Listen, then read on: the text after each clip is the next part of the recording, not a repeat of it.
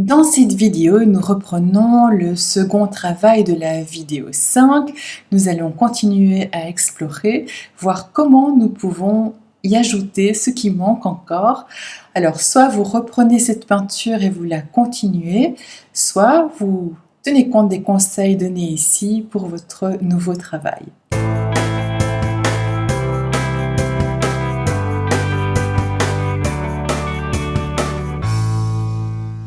Bonjour et bienvenue sur cette chaîne dédiée à l'art. Je m'appelle Sandrine Dupuis, je suis thérapeute et artiste professionnelle. Je vous invite à vous abonner à cette chaîne et, si le cœur vous en dit, à la soutenir par le lien PayPal qui se trouve dans le descriptif de cette vidéo. Aujourd'hui, nous allons continuer un travail déjà commencé ou appliquer ces conseils à quelque chose que vous allez réaliser dès à présent. Dans la vidéo 5, nous avons réalisé deux peintures où nous commencions à utiliser la couleur pour la première fois avec du blanc et avec du noir. On pouvait laisser les peintures à ce stade-là, mais je vous propose d'aller plus loin parce que, vous savez, à l'heure actuelle, on a tendance à ce que tout aille vite et de vouloir même parfois bâcler les choses. Or, en peinture, eh bien, il faut parfois savoir prendre le temps, revenir sur certains détails qui, vous le verrez, ne sont pas du tout superflus, mais apportent vraiment un plus à votre travail. Pour cette peinture, je vous propose d'utiliser les Posca. Que ce soit cette marque-là ou une autre, le principe reste le même, c'est d'utiliser un instrument qui ressemble à un feutre, mais qui en fait contient de la peinture acrylique. Et donc vous allez avoir des traits plus précis qu'au pinceau, mais si vous n'en possédez pas, vous pouvez faire le même travail avec un pinceau assez fin.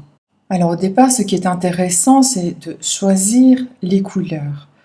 Je vais choisir une teinte qui se rapproche de ce jaune verdâtre. Je vais prendre du noir et du blanc qui restent des tons neutres qu'on peut utiliser dans à peu près toutes les peintures. Alors vous voyez que j'ai des zones qui sont vides. Elles sont peintes en jaune, mais ça reste des surfaces assez importantes et où il semble manquer quelque chose. Alors, tout cela est bien sûr subjectif, peut-être que vous n'éprouverez pas le même sentiment, mais moi ça me gêne. L'instrument feutre acrylique que je possède a deux extrémités avec des pointes différentes, et avec la pointe plus épaisse, eh bien, je peux faire des sortes de points épais, et c'est ce que je m'amuse à faire dans cette zone. J'ai choisi une teinte qui est vraiment très proche de la peinture initiale verdâtre.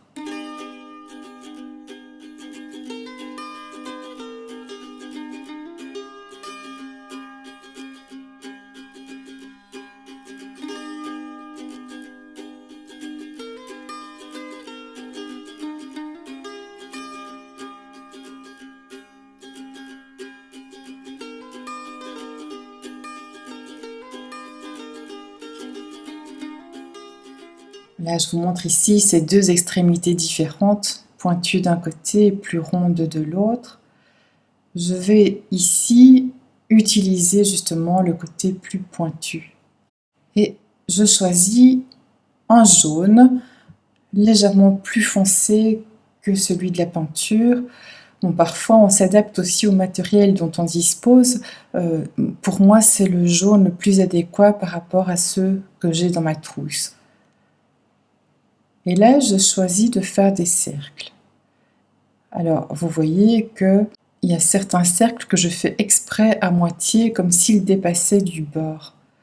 Ça, c'est un petit truc aussi pour que les choses ne soient pas systématiques, mais qu'il y ait un peu de surprise dans votre dessin.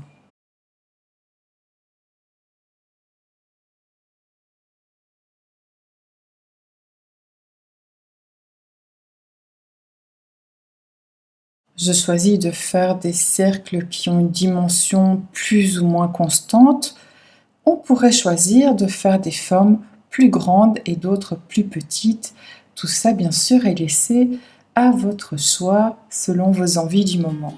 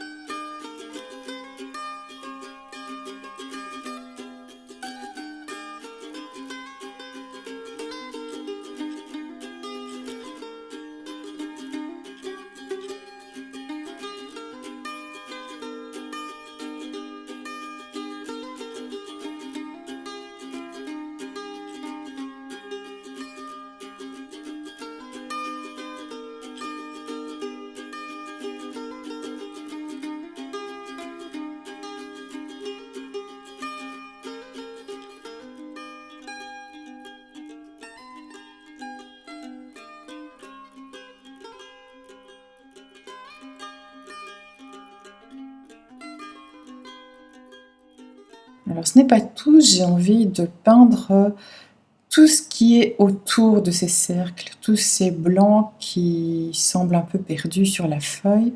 Ça va donner du relief justement à ces formes, ça sera plus joli, vous allez voir.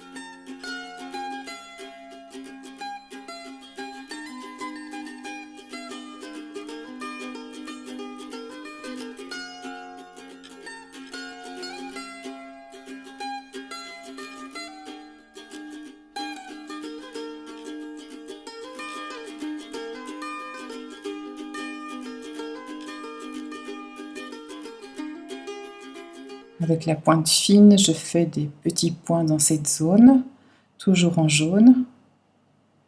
Je ne multiplie pas trop les teintes pour que ça reste harmonieux dans l'ensemble.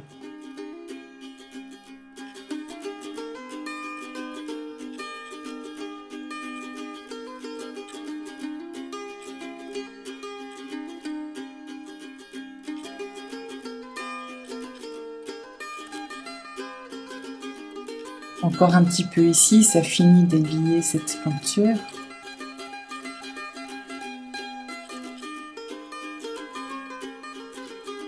Vous voyez que le résultat est complètement différent du précédent qui était au crayon de couleur.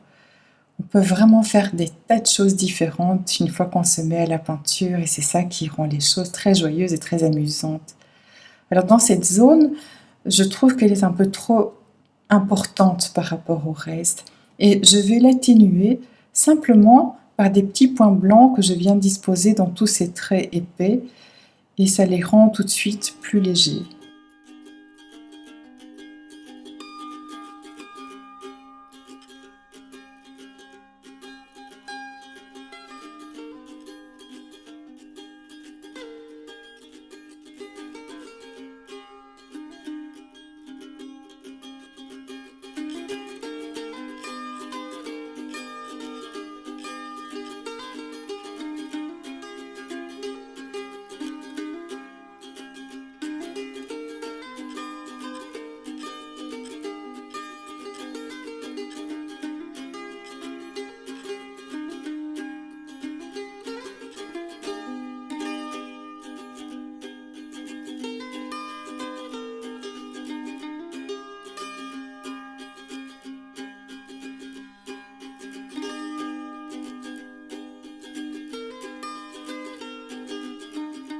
Alors je pourrais le faire partout, mais encore une fois, quand on fait la même chose partout, ça rend le tracé un peu systématique.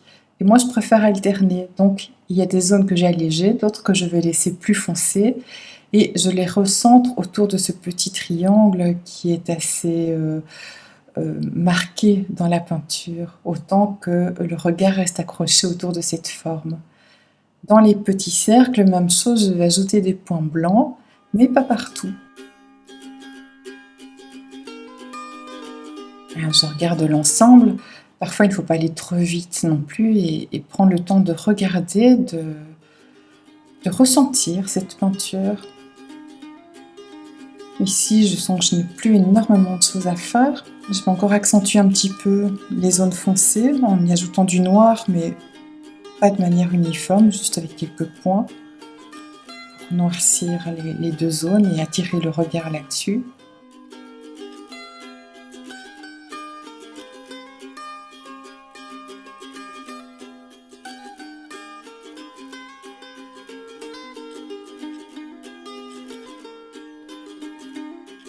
Quelques derniers petits détails. Alors ici, comme j'ai fait tous mes cercles à peu près de la même taille, je vais nuancer en remplissant certains de ces cercles par des points, mais pas tous. Vous auriez pu choisir de faire des cercles de tailles différentes, et c'est ça qui aurait amené un petit peu de variété.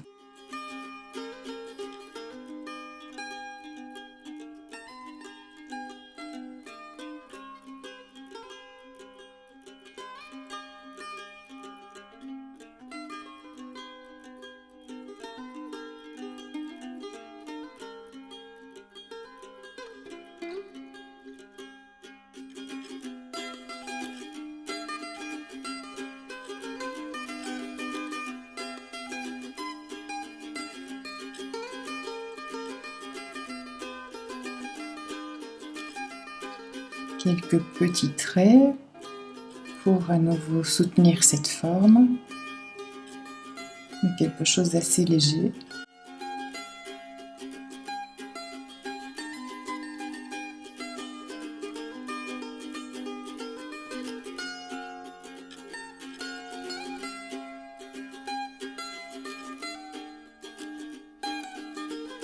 Alors ici, j'ajoute quelques traits blancs. Il n'en faut pas beaucoup, ça va juste nuancer la pointe ici.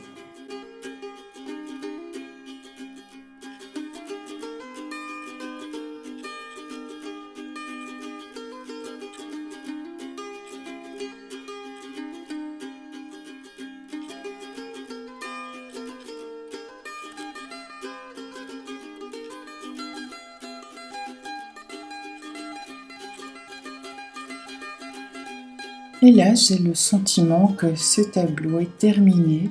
Je ne vois pas quoi ajouter ni quoi retirer. Ça me semble très bien comme cela. Constatez par vous-même l'avant et l'après.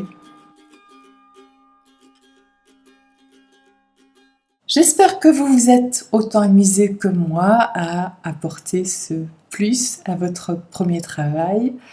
Le graphisme, c'est vraiment quelque chose de passionnant à explorer. Ici, on a fait des choses assez rudimentaires, mais vous voyez déjà que ça a vraiment un apport très bénéfique à votre tableau. Alors, petite astuce aussi, comment savoir quand sa peinture est vraiment terminée? Eh bien, le petit conseil que je vais vous donner m'a été transmis par mon propre professeur de peinture lorsque j'étais étudiante en art. Il nous conseillait vraiment de laisser reposer un travail pendant un certain temps sans le regarder. On mettait la toile dos au mur.